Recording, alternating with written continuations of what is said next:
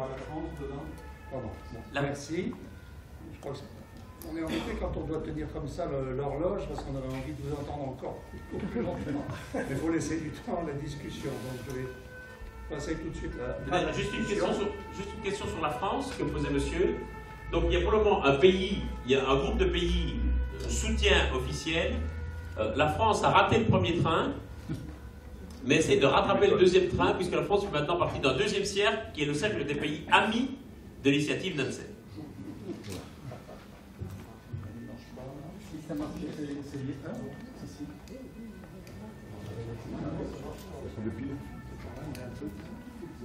Vous donnez le stylo, on l'a déjà utilisé.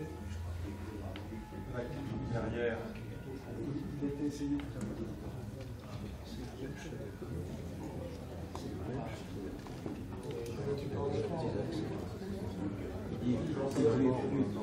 Bon, je vais essayer de parler fort. Je vois bien que votre approche, elle est vraiment très climatique. Bon, d'un autre côté, bon, j'ai 75 ans. Quand j'étais au CP, au CM1, il y avait à peu près 3 fois moins de population sur Terre. Et il y a donc quelque chose qui n'apparaît pas là, mais qui est certainement en parallèle dans vos études.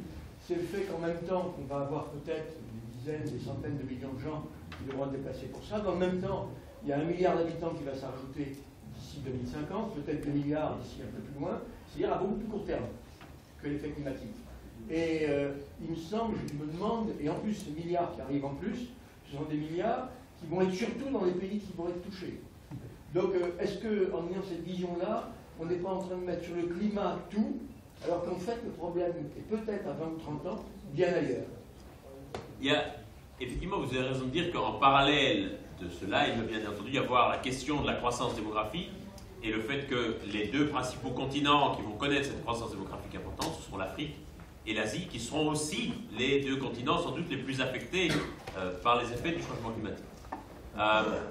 Ça pose essentiellement, cette croissance démographique pose essentiellement un problème en termes de croissance urbaine, puisque l'essentiel de cette croissance démographique se réalise aussi dans les villes, et que donc il y a un véritable problème, je dirais, de durabilité ou de soutenabilité des villes, dont aujourd'hui beaucoup sont dépassés par leur population. Simplement. Si on prend une ville comme Dhaka au Bangladesh, c'est à la fois une des villes les plus exposées aux impacts du changement climatique, et ça deviendra en 2050 la ville, la plus grosse ville du monde.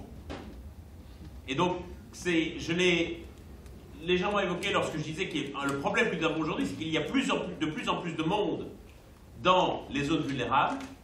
C'est à la fois le résultat des migrations des campagnes vers la ville et le résultat de la croissance démographique dans les villes. Et donc, effectivement, c'est un véritable problème. On peut considérer que c'est un problème en termes absolus de population. C'est surtout, à mon avis, un problème en termes de distribution de la population, où cette croissance démographique se fait avant tout dans les zones les plus vulnérables, alors qu'elle devrait idéalement se faire dans des zones beaucoup moins vulnérables. Et donc, c'est là qu'est la responsabilité des gouvernements, notamment dans la question de planning urbain et de planification des villes et des lieux d'habitation. Là-bas. Bon.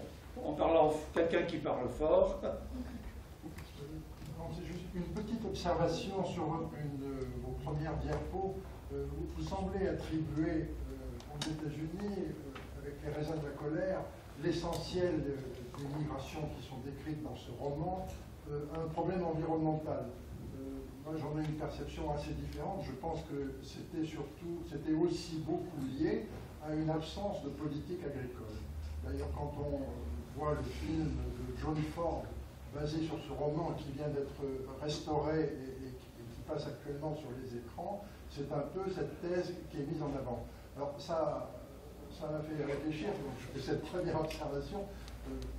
Je connais peut-être certainement beaucoup moins bien cette période que vous, donc peut-être que vous pourriez m'éclairer là-dessus. Et ça m'a fait penser aussi à autre chose, c'est qu'il peut y avoir des non-migrations. Le meilleur exemple, on l'a sous les yeux, c'est ce qui s'est passé en France pendant les 30 Glorieuses dans l'agriculture. On est passé de 45 à aujourd'hui, de 25% de population active agricole à environ 2%. Bon, or, on n'a pas constaté que sur les routes françaises, des agriculteurs partaient avec leur baluchon ou sur une voiture brinque-ballante. qu'est-ce qui s'est passé? Je crois qu'il y a eu une véritable politique agricole qui a souhaité accompagner ce mouvement. De quelle façon? Principalement sur les non-entrées. Ce que peu de gens savent, c'est que cette diminution très importante de population active agricole s'est faite uniquement par des non-entrées, pratiquement uniquement par des non-entrées dans l'activité agricole. C'est-à-dire que les agriculteurs en place, on a essayé d'arranger leur sort, d'éviter la grosse casse, de maintenir des revenus. Tous les Français déplorent les abondantes subventions qu'a reçues ce secteur, mais voilà à quoi ça a servi, grosso modo. En revanche, les jeunes, les enfants d'agriculteurs sont pour la plupart partis dans le secteur industriel et ont donc fourni les gros bataillons de la main-d'œuvre à l'industrie des 30 glorieuses. Voilà la réflexion qui va inspirer votre opinion. Avec un mouvement qui se renverse aujourd'hui, puisque la France est aujourd'hui un des rares pays dont la population en zone rurale augmente et dont la population en zone urbaine a plutôt tendance à baisser. Donc les gens migrent maintenant plutôt des villes vers les campagnes, notamment en raison des coûts de l'immobilier.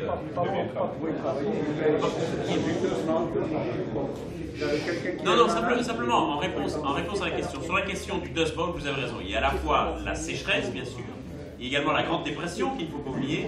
Il y a une absence de politique agricole ou une politique de repossession des terres par les États qu'on voit très bien dans le film de John Ford. Ça souligne ce que je disais, qu'il ne faut pas, sur l'immigration, avoir une perspective déterministe et imaginer que on pourrait prévoir, à partir de la prévision des futurs impacts du changement climatique, quels seront les flux migratoires du futur, qui vont très largement dépendre, bien sûr, de ces impacts, mais également des politiques que mettront en place les États, des politiques d'adaptation, des politiques migratoires, des politiques agricoles, etc. Les facteurs qui vont déterminer l'immigration à l'avenir ne seront pas uniquement des facteurs climatiques.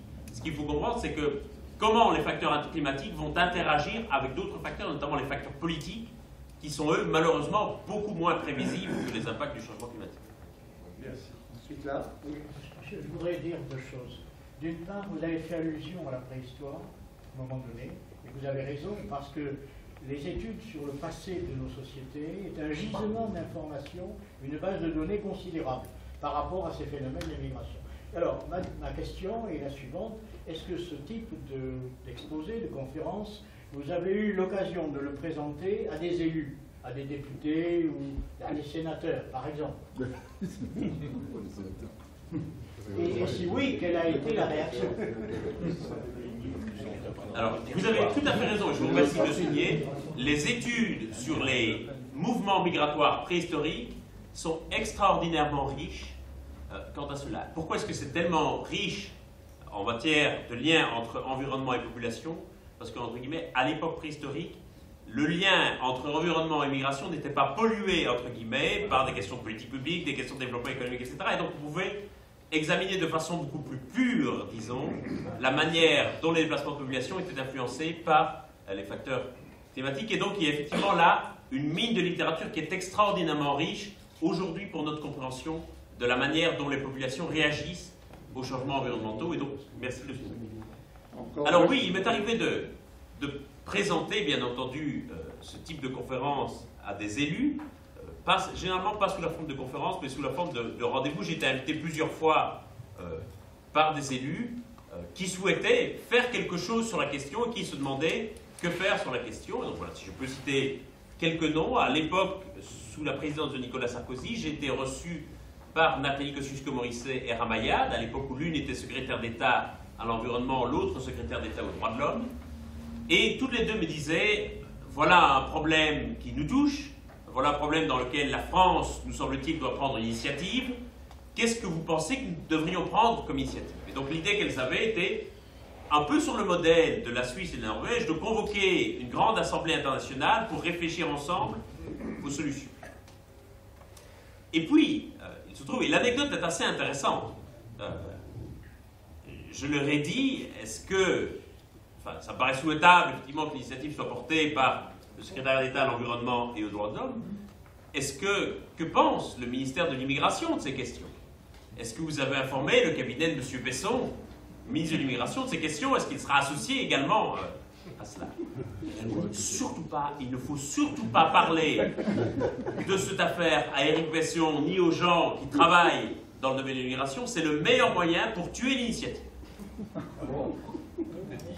Et donc, on a eu plusieurs réunions avec leur cabinet sans que le cabinet Besson soit mis au courant. Et puis Bernard Kouchner, qui était le ministre de tutelle de Ramayad, a eu vent de l'affaire et a décidé de s'emparer lui-même du dossier. Et a dit, ses rapports avec Ramayad n'étaient pas très bons, et a dit, Ramayad, ce n'est plus toi qui t'occupes de ce dossier, c'est moi qui porte le dossier, et je vais annoncer une initiative de la France dans ce domaine au forum humanitaire convié par Kofi Annan. Et donc nous étions à Genève, devant une salle remplie d'humanitaires, de représentants des agences de l'ONU, une salle de 500 personnes, où l'invité principal était Bernard Kouchner, qui devait annoncer l'initiative de la France en la matière. Kouchner n'est jamais venu. Le public a attendu Kouchner pendant 20 minutes, une demi-heure. Il n'est jamais venu. J'imagine que la question avait dû remonter aux oreilles du cabinet Besson qui avait dû tuer l'initiative. Ça illustre bien la schizophrénie qu'on a sur ces questions, où ce sont souvent des questions qui sont portées dans la sphère de l'environnement ou des droits de l'homme, et les agences compétentes en matière d'environnement, les ministères compétents en matière d'environnement et de droits de l'homme sont généralement désireux d'agir. Les ministères de l'immigration, généralement, sont désireux que surtout on n'agisse pas, et que surtout on ne fasse rien. Donc un véritable enjeu politique, c'est de remettre dans le jeu les politiques migratoires. Bien, merci, je crois qu'on s'arrête là. Super.